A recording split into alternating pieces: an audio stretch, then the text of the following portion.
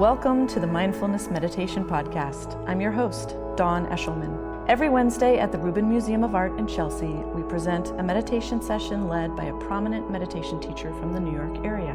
This podcast is a recording of our weekly practice. If you would like to join us in person, please visit our website at rubinmuseum.org/meditation. We are proud to be partnering with Sharon Salzberg and teachers from the New York Insight Meditation Center.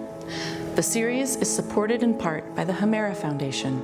In the description for each episode, you will find information about the theme for that week's session, including an image of a related artwork chosen from the Rubin Museum's permanent collection. And now, please enjoy your practice. Welcome to the Rubin Museum of Art and to our mindfulness meditation practice. Great to see you, be with you here today. My name is Dawn Eshelman, and we are having this year-long conversation all about the future. And so I'm wondering, when you think about the future, do you feel hopeful? Do you feel anxious? Or maybe somewhere in between, or kind of back and forth, or something different entirely? Those are two words that come up a lot when we talk to people about how they feel about the future. And in fact, they're the basis for an exhibition, an installation by Candy Chang and writer James A. Reeves, which you probably could not help but seeing as you came into the museum. It's located in our spiral lobby there. And on it are hundreds and hundreds of cards that visitors have filled out expressing their hopes and their anxieties about the future. I'm here to tell you that the hopes outweigh the anxieties, just, in case you were curious. And today we're looking at a little sample of these that kind of evoke this theme of uncertainty. And that is certainly something that we think about when we're thinking about the future, or something that is commonly experienced, this element of uncertainty. It's something we also work with in our meditation practice, just making friends with uncertainty. So we'll talk a little bit more about that with our fabulous teacher today, Sharon Salzberg. And great to have you back, Sharon. Sharon is the co-founder of the Insight Meditation Society in Barre, Massachusetts, and the author of many fabulous books, including Real Love. Please welcome her back, Sharon Salzberg. Thank you. Isn't this absolutely fantastic? It's just amazing. And just as a side note, Dawn, there are 3 personality types in early Buddhist literature. It gets a little more elaborated later on. And they don't have nice names, but they refer to kind of what you tend to notice. They call the greedy type. It's not really a greedy person, but it's a person who would walk into a room and tend to see what they liked. And they might overlook certain flaws or faults. And the aversive type, of course, is the opposite. Walks in and notices, oh, there's a crumb on the floor, And the deluded type is just spaced out. So I'm a total classic deluded type. So when you said, you must have noticed coming into the lobby. And I thought, well, actually, I didn't. I asked somebody when I got down here. I said, where's that exhibit? I want to go look at it. I did come in through the cafe, so there's some excuse, but really it's just because I'm in a world of my own. But it's not just me. It's a certain type. And you can work through it through mindfulness. So. But it was just very funny, that moment in time. So welcome to me, too. Checking my watch because I got off a plane last night, and so I decided I'm going to make Rubin time official time. Because, when you change time zones, you always get a little bit off, usually. At least I do, being as deluded as I am. So impermanence, what's a time zone anyway? It's such a fabulous topic, I think, because we experience it, we see it from lots of different angles. There are times, certainly in our life, we're so grateful things are changing and have the possibility of change. We don't have to feel so stuck or limited by present moment circumstance. And there are times in our life when it's just the saddest thing, the things are changing and moving and can't be stopped. I know there are times in my own mind where I thought, if I could just put the pause button on for like 3 minutes, and kind of settle.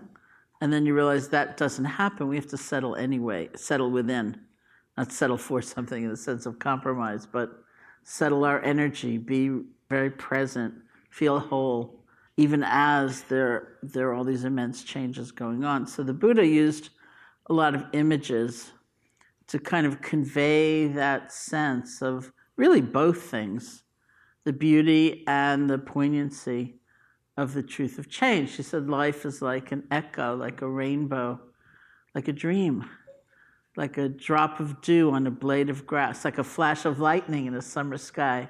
Did anyone see the flash of lightning in last night's sky? Right?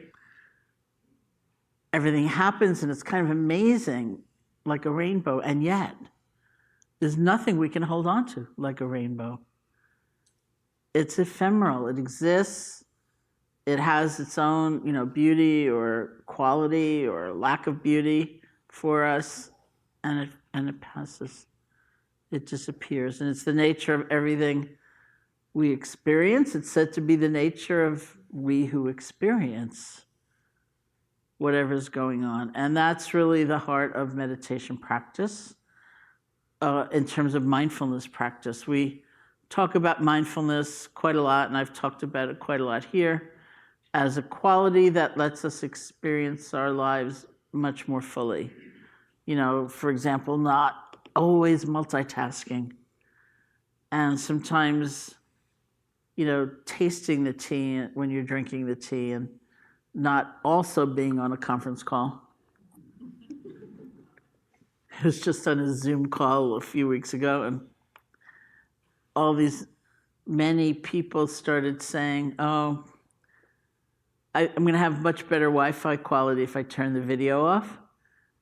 And I thought, oh, that's really good. That's happened many times before when I've talked to people in Europe or something like that. And then I thought, well, none of them are in Europe, actually. Maybe they want to be checking their email while they're on this call and doing work, and nobody has to see, right, if you don't have the video on. So that's what we're used to.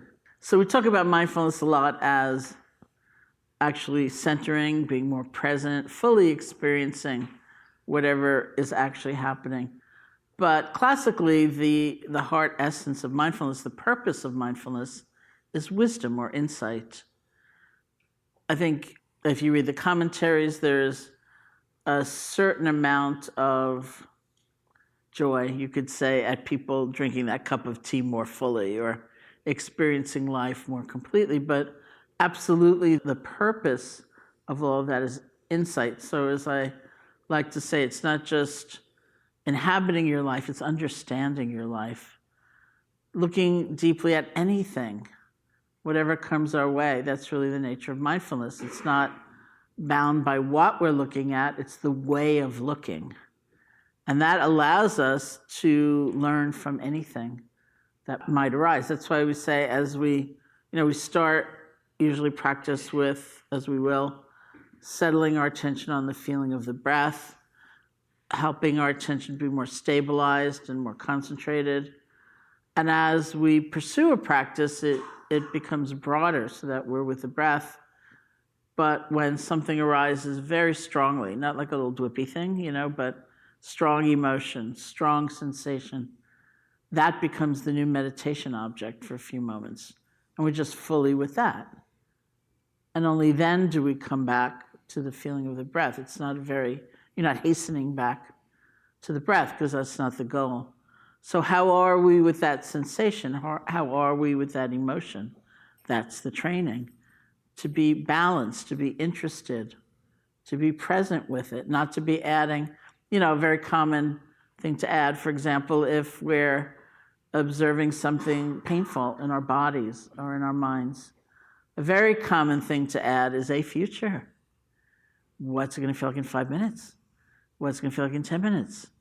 What's it going to feel like tomorrow? Oh no, it's always going to feel this way. I'm overwhelmed. I feel just defeated, right? But we actually don't know. And so if we can learn to loosen the grip, say, of that add-on of the future, We can be with the sensation, we can be with the emotion as it actually is. And we find ourselves going deeper into it. We see, let's say, it's anger that's arisen. And we're just watching it, right? We're not judging it, we're not judging ourselves, we're not blaming ourselves. Almost like asking ourselves, what is anger? We feel it in our bodies, we feel the changing sensations. We kind of watch the anger movie, and we have all kinds of insights, like maybe it's, ooh, look how much sadness there is in there. Look at how much fear there is in there. And as we keep looking, and I don't mean like 18 hours, but over and over again, we see, look at how that's changing. Look at how it's arising and passing away. I had that flash of anger and I completely identified with it and I solidified it like, I'm such an angry person and I will be forever. Compared to watching it within itself, even coming and going and moving and changing, even if it lasts, considerable period when it arises, within itself, it's inevitably doing that. Changes in intensity, moments we're not that angry, and then it comes back, That's learning. That's learning about some of the universal characteristics of life. Whatever we're looking at, it's constantly changing, because we're constantly changing. Life is change. And the imputation of permanence is really, it's a construct that's useful. Like you don't really want to approach a table you're about to put your water on and consider it just these teeming molecules coming and going full of space, because it would be like really hard to have confidence in putting down your water. But at the same time, we say, hey, there's a table, good, I have a bottle of water put on it. We also know it's moving, it's changing, nothing is forever. And we can relate very differently to the table, to our emotions, to our sensations, to our bodies, to our lives. And the way I frame it to myself, and I really do believe that nothing is lost by wisdom. It's not always maybe totally comfortable, like everything's changing all of the time, can't hold on to anything. But if it's true, aligning our lives with it will only make us happier. Because it's actually not a doleful, depressing, morose consideration. If it's true, then that's life itself. And the more in touch we are with it, and the more our choices reflect that, actually the happier we are. Because one of our fundamental sources of suffering is just the struggle, trying to make things the way they're not. And often we're taught that, like if you only had an apartment in New York City, you'd be completely happy. Nothing will ever go wrong. There it is, right? The idea of permanence. That water tank is going to stay forever. You're never going to have to leave and go to a hotel because you have no water, right? My current situation. So, we believe so much, but when we really look, it's not that way. And so we're kind of perpetually at odds with things and disconnected and resentful, frustrated. But what about if we got more and more in touch with how things actually are? And then we find, oh, I have the resources to deal with this, or I have choice, or, look at that door actually opened, even as that one closed, and so on. So it's very, very helpful to really gear our practice toward the development of understanding, especially about things like change. Okay, so let's sit together. And you can close your eyes or not, however you feel most at ease. Let your attention, your energy settle into your body.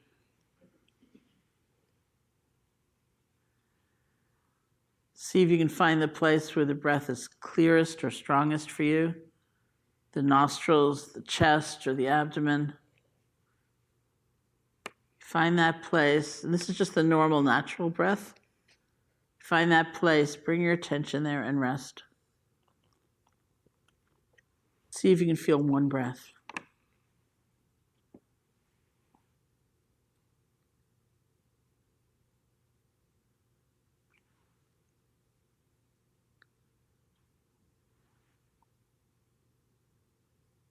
And if you like, you can use a quiet mental notation like in, out, or rising, falling, to help support the awareness of the breath, but very quiet. So your attention is really going to feeling the breath, one breath at a time.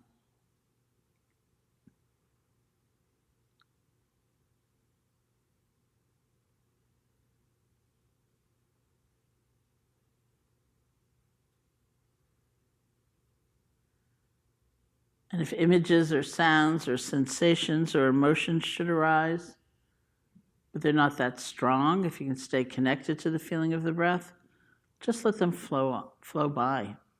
You're breathing. It's okay.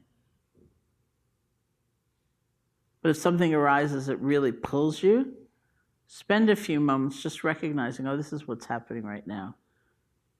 You don't have to do it with a word or a verbal notation, although you might. You recognize, oh, this is anger or there's joy.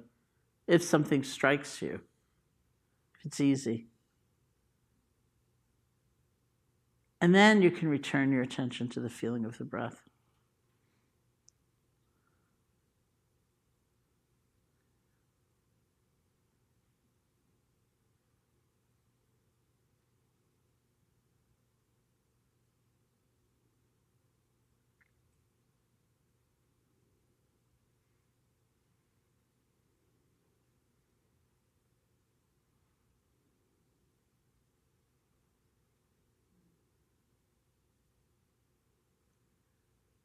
And for all the perhaps many times you just get lost. You fall asleep, you have no idea where you've been. It's okay. That's a moment to really practice letting go and practice beginning again by bringing your attention back to the feeling of the breath.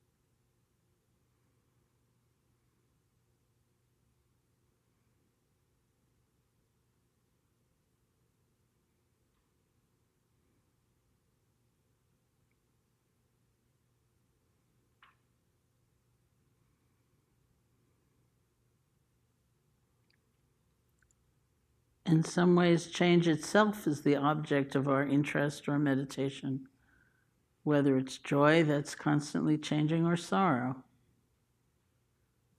an image or a sound, whatever might come up predominantly, we pay attention to it to see more deeply into it,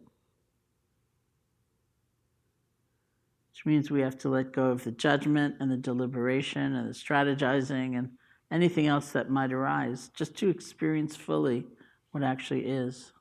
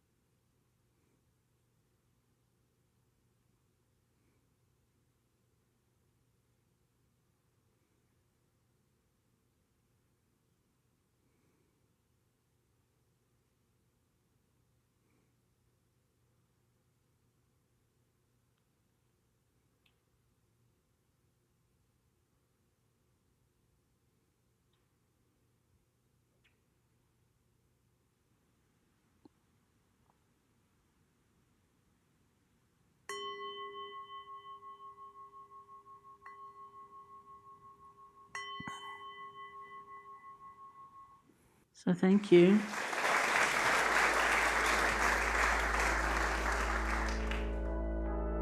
That concludes this week's practice. If you'd like to attend in person, please check out our website, rubinmuseum.org/meditation, to learn more. Sessions are free to Rubin Museum members, just one of the many benefits of membership. Thank you for listening. Have a mindful day.